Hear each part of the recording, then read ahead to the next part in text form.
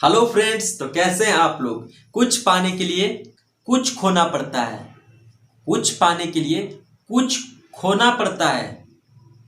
बहुत कुछ पाने के लिए बहुत कुछ खोना पड़ता है। कुछ पाने के लिए, थोड़ा सा पाने के लिए थोड़ा सा खोना पड़ता है। लेकिन बहुत कुछ आपको पाना है तो आपको अपने लाइफ में बहुत कुछ का सेक्रीफाइस करना होगा, बहुत कुछ आपको खोना पड़ेगा दोस्तों। तो इसी के साथ हम 11th चैप्टर को ख़त्म कर चुके हैं। क्लास 6 का 11th चैप्टर ख़त्म हो चुका है और चलते हैं चैप्टर नंबर 13 पे। क्या है chapter 13? Angles and there measurement. Angles मतलब क्या होता है दोस्तों? कोण। और मेजरमेंट मतलब क्या होता है? मापन। ठीक है दोस्तों, तो मापन को हम बाद में पढ़ेंगे, पहले हम एंगल्स के बारे में जान लेते हैं। तो इसके डिफिनेशन पे चलते हैं। क्या कह रहा है कि एंगल्स क्या होता है? द फिगर एक आकृति है। क्या है? एंगल्स एक आकृति है फॉर्म्ड बाई टू रेज। किससे बनी है? दो रे से बनी है। With the same initial point. इसमें एक पॉइंट ऐसा है जो दोनों के लिए कॉमन रहता है। दोनों का जो इनिशियल पॉइंट होता है सेम होता है, कॉमन होता है। Is called and angles. ठीक है, the figure formed by two rays with the same initial point is called and angle. क्या कह दिया इंग्लिश में? मुझे समझ में नहीं आया। अब इसको मैं डायग्राम के थ्रू, फिगर के थ्रू समझता हूं। ये देखिए, ये आप देख पा रहे हैं, ये क्या है? एक फिगर है, एक आकृति है, बना है। फॉर्म मतलब बना है बाई टू रेज। कितने रेज से? दो रेज से। एक तो ओ ए रेज, दूसरा O B rays with the same initial point. देखिए, तो इसका इनिशियल पॉइंट क्या है? ओ ए का इनिशियल पॉइंट ओ है, ओ बी का इनिशियल पॉइंट क्या है? ओ है। इसलिए कहा है कि the figure formed by two rays with the same initial point is called an angle. देखिए, तो ये जो फिगर बना है, यहां से जब चलेंगे हम, चलते चलते यहां आएंगे तो क्या हो गया? ये एक एंगल हो गया। कितना एंगल हो गया? हो सकता है 20 डिग्री हो, 30 डिग्री हो, 40 डिग्री हो। ठीक है दोस्तों, तो इसको हम डिनोट कैसे करते हैं? एंगल्स को हम, ये जो सिंबल है एल देख रहे हो, ये जो एल है इस टाइप का एल की तरह दिखने वाला जो सिंबल है स्टैंड्स फॉर एंगल। एंगल को दर्शाने के लिए हम ये इस तरह के सिंबल्स को यूज करते हैं।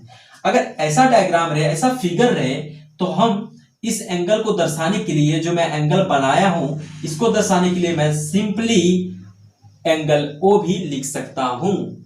और आपका मन हो तो आप ये क्या हो गया? एंगल ए ओ बी भी लिख सकते हो। कैसे? ए ओ बी, तो ये एंगल हो गया, कोई दिक्कत नहीं। आपका मन हो कि बी ओ ए लिख सकता हूं, आराम से लिख सकते हो, बी ओ ए, तो यही एंगल हो गया। कुल मिला के एंगल ओ कहे, एंगल ए ओ बी कहे या बी ओ ए कहे, एंगल सेम ही है दोस्तों। ये वाला एंगल को बताने के लिए ये सब हम यूज कर रहे हैं। तो एंगल्स को डिनोट हम ऐसे कर सकते हैं, इसलिए मैंने यहां क्या लिख दिया है? डिनोट। डिनोटेशन है कि एंगल्स को आप ऐसे लिख सकते हैं। अब देखिए, इसको पढ़ते क्या है? Read as angle A O B. इसको क्या बोल देंगे? Angle A O B. तो इसको पढ़ेंगे कैसे? तो एंगल ए ओ बी। इसको कैसे पढ़ेंगे? Angle B O A. I hope ये एंगल का कंसेप्ट आपको समझ में आ रहा है। अब नेक्स्ट देखते हैं दोस्तों, जब मोर देन वन एंगल्स रहे। एंगल्स क्या हो? यहां तो सिंगल एंगल था, एक एंगल था। लेकिन जब ये डायग्राम देखिए, इस फिगर को देखेंगे, यहाँ पे दो एंगल है, एक और दो। तो कैसे लिखेंगे, क्या पढ़ेंगे? तो देखिए, एंगल वन, इसको मैं यहां डिनोट किया हूं वन से, इस वाले एंगल को, तो मैं क्या लिख सकता हूं? Angle one. और इस वाले को एंगल टू लिख सकता हूं, कोई दिक्कत नहीं है। एंगल वन कैसे बना है? देखिए, ए बी सी से बना है, तो मैंने क्या लिख दिया? एंगल ए बी सी लिख दिया। एंगल टू कैसे बना है? देखिए, बी ए डी से, तो क्या लिख दिया मैंने? Angle B A D. तो आई होप आप लोग को एंगल्स का कंसेप्ट समझ में आया। अब हम और समझेंगे एंगल्स के बारे में। एंगल्स को आप इस तरह से भी बोल सकते हो, क्या? Two line segments with a common. क्या करेंगे? Two line segment. पहले क्या बोल रहा था कि टू रे से एक एंगल बना है। ये देखिए, टू रे से, ये रे कहीं और जा रहा है, ये रे कहीं और जा रहा है, तो दोनों रे से क्या बना? एक एंगल बना है। दोनों का क्या है? ये कॉमन पॉइंट है, कॉमन इनिशियल पॉइंट है। यहां पे क्या कह रहा है कि two line segment with a common initial point. देखिए ये क्या है, OB क्या है, एक लाइन सेगमेंट है, OA क्या है, एक लाइन सेगमेंट है, इन दोनों से बना है, और O क्या है, एक कॉमन पॉइंट है। Initial point also forms an angle. सही बात है, इस फिगर को देखिए, OA एक लाइन सेगमेंट है, OB एक लाइन सेगमेंट है, ये दोनों मिलकर के क्या बना रहा है, एक एंगल बना रहा है दोस्तों। आखिर जब हम इसको ऑब्जर्व करेंगे तो जैसा कि हमने पहले पढ़ रखा है कि दो रे जब मिलते हैं इस तरह से, जिसका कि एक इनिशियल पॉइंट होता है, तो वो क्या बनाते हैं, एंगल बनाते हैं। ये देखिए ये भी क्या बना रहा है, एंगल। तो ये जो है लाइन सेगमेंट इसी रे का क्या है, टुकड़ा है। ये देखिए OB रे का टुकड़ा क्या हो गया, OB लाइन सेगमेंट, OA रे का टुकड़ा क्या हो गया, OA लाइन सेगमेंट। तो इसलिए क्या कहा है कि two line segments with a common initial point also forms an angle. अब देखिए OA and OB are parts of rays OA and OB। ये वाला जो OA है, ये वाला OA किसका पार्ट है, रे OA का, और ये वाला जो है OB ये किसका पार्ट है, रे OB का। Are parts of rays OA and OB। अब चलते हैं दोस्तों हम interior and exterior of an angle. क्या, interior and exterior of a angle को हम समझेंगे फिगर के थ्रू।